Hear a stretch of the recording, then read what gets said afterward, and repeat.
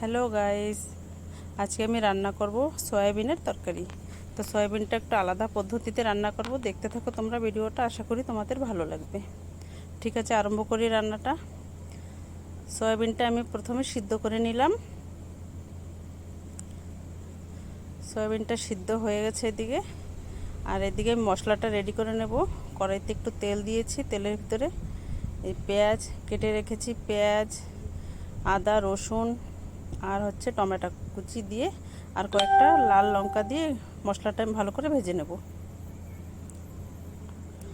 মশলাটা একটু লাল লাল করে ভেজে নিয়েছি, মশলাটা ভাজা হয়ে গেছে। এখন মশলাটা আমি ঠান্ডা করতে রাখবো।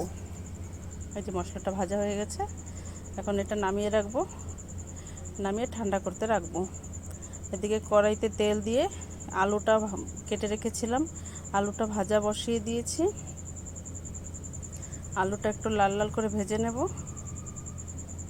তার ভিতরে গরম জলে সিদ্ধ করে রাখা সয়াবিনটা দিয়ে এখন একটু ভেজে নেব। সয়াবিনটা অনেক সুন্দর করে অনেক টাইম ধরে ভাজতে হবে, একদম লাল লাল করে ভাজবো সয়াবিনটা।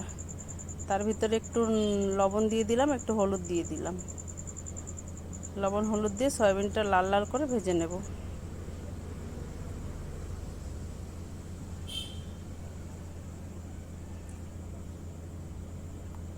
সয়াবিনটা ভাজা হতে থাকুক, তার ভিতরে এখন মশলাটা বেটে নেব। সে ভেজে রাখা মশলাটা বেটে নেব।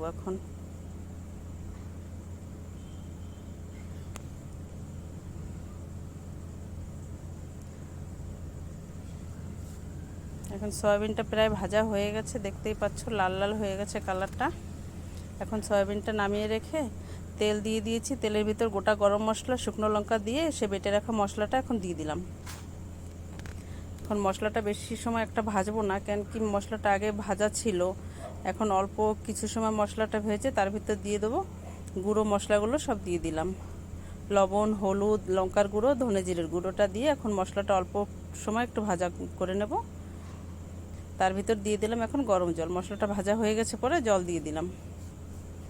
জল দিয়ে কিছু সময় জলটা ফোটাতে রাখবো। এখন জলটা ফুটে গেছে, এখন ভেজে রাখা সয়াবিন আর আলুটা দিয়ে দিলাম।